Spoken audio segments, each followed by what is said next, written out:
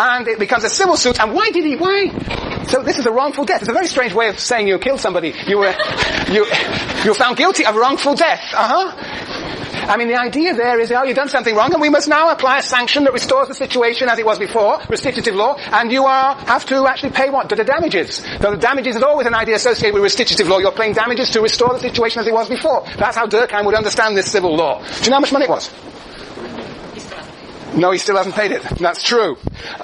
I got damage compensation 8.5 million and punitive damages 25 million. So it's a good 30 odd million. Yes, you're right, he hasn't paid it. Well, it's a lot of money. So anyway, but it's interesting, I mean, there's a real shift from a repressive law to a restitutive law. Clear-cut case of that. Yes, but what was interesting is that, you probably know about it, but the real publicity was on the first trial. That was when we had a repressive law, punishment, trial. What was being published? What was public, Sienna? Right, the trial. It was not the execution. There was no execution in the end anyhow, but there was the trial, as you said last time. It's the trial that was really so public. It was a sort of an expression of a collective consciousness, perhaps in some sort of transition. Very good, okay. All right. Any questions? That's organic solidarity. You can read the text for more details. Now, all right, I want to get on to the last point, which is chapter 7 of book 1. It's a very, very famous chapter of Durkheim, made famous by a very famous sociologist by the name of Talcott Parsons, whose name I mentioned before, who was basically the kingmaker of sociology in the United States of America, who is responsible for making Durkheim and Max Weber part of the sociological canon. He is responsible for the punishment that you are going to receive this semester. But he had some very interesting things to say about Durkheim, and particularly this chapter 7. And this chapter 7 is all about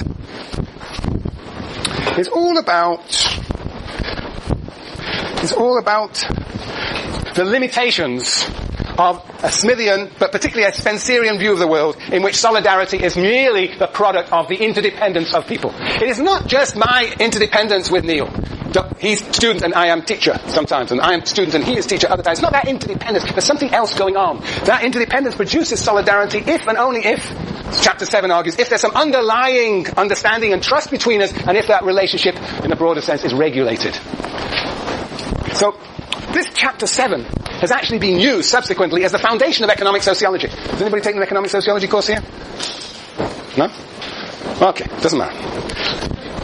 Economic sociology. What economic sociology is a commentary and criticism of economics. Economics, as neoclassical economics, sort of worships the market. And the market will do what? It will solve all problems.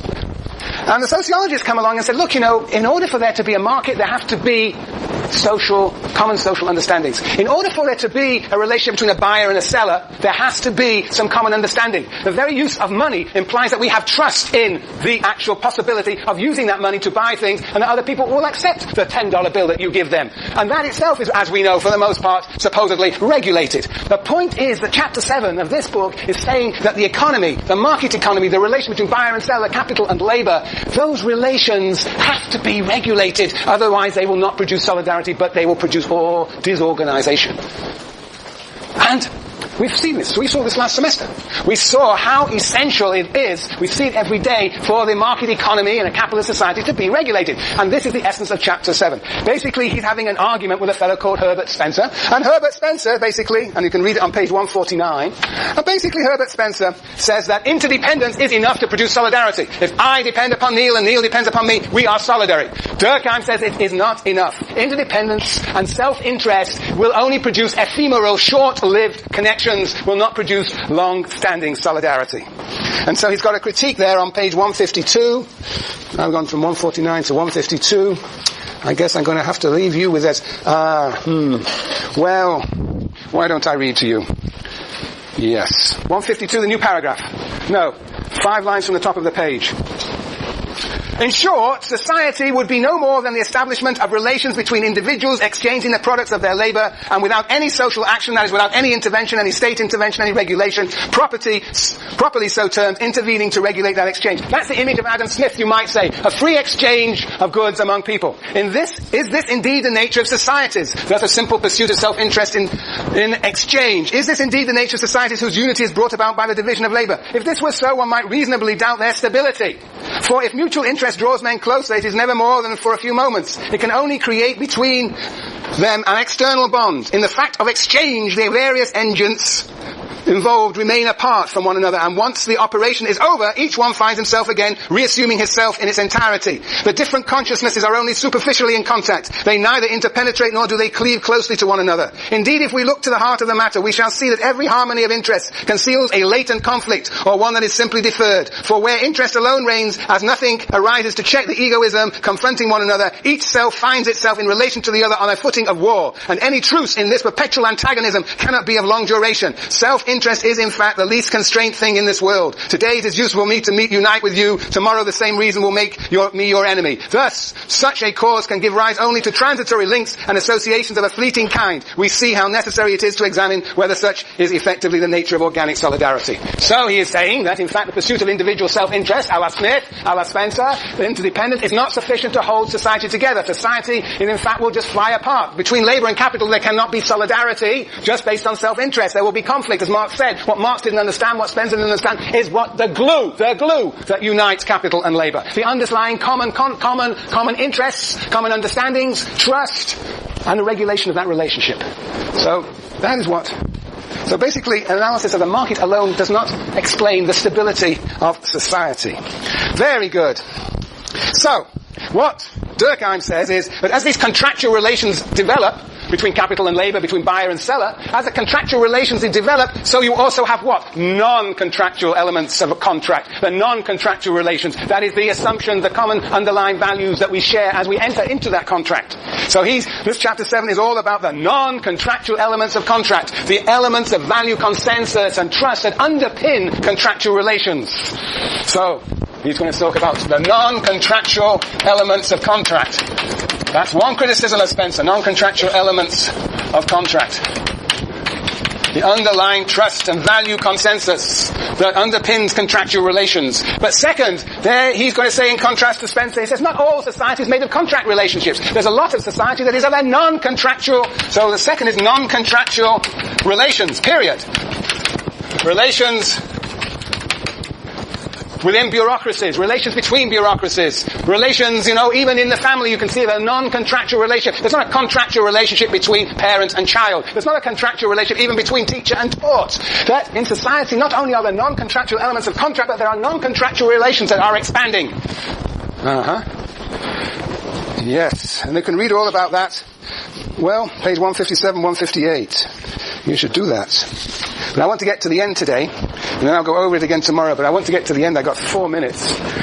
So there's the non-contractual elements of contract and the non-contractual relations, and what Durkheim is saying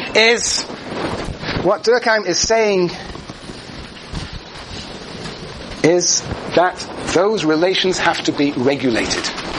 Not only is there an underlying consensus, but they have to be regulated. This is one of the most profound comments he makes here. And this is the beginning of his sort of radical position. He's saying that there has to be an equalization of power between the different parts of society. Between capital and labour, for example. He's saying, there's a great passage on page, 163. 163. Yeah, I'm going to read it to you, like it or not. 163. It's too important. 163. The top of that. Yes. All right. On page 162, 6 lines from the bottom. Durkheim says, thus, in any case, the role of society cannot be reduced to a passive one of seeing that contracts are carried out. It has also to determine in what conditions those contracts are going to be carried out between capital and labour, even between husband and wife. It has also to determine in what conditions they are capable of being executed, and if need arise, restore them to their normal form. Agreement between the parties concerned cannot make a clause fair, which of itself is unfair. You need an outside body to make those contracts fair. There are rules of justice that social justice must prevent from being violated, even if a clause has been agreed by the parties concerned. So he's saying that there will be solidarity if and only if there is a fair contract, a contract between equals. And who is going to enforce that equality? Only the state will enforce that social justice. And if you look at the paragraph on page 163, you will see that he's talking about trying to establish power equality between capital and labour. Now, how can one do that when labour is much more vulnerable to capital? It's much more vulnerable in what sense? It's likely to lose its job. How does one protect labour in that context? Tell me, how does one protect labour? Yes, Neil? State imposing restitutive law. Well, state imposing restitutive law, state imposing what sorts of things will protect labour against the arbitrary practices of capital? Arbitrary power of capital, Jason. Regulations, what sort of things concretely? laws about firing people, trade union rights, and if you are fired, what happens to you? You have access to subsistence existence, a welfare state. He is already suggesting that there's no way that you can actually have solidarity emerging from division of labour unless you have these equalities between contracting interdependent parts. What does this mean? The state becomes involved increasingly in regulating what? The division of labour. So what happens to the state, says Durkheim? What happens to the state? It becomes bigger and bigger. So the state becomes actually an important regulative power. So for Durkheim, the division of labour will lead to solidarity if and only if there is an ever more powerful regulatory state. Which is very different to the economists who argue that the state must wither away, as Spencer said. We will go over this again next time, but read those pages 1, 62, 63, 67, and 68. Okay.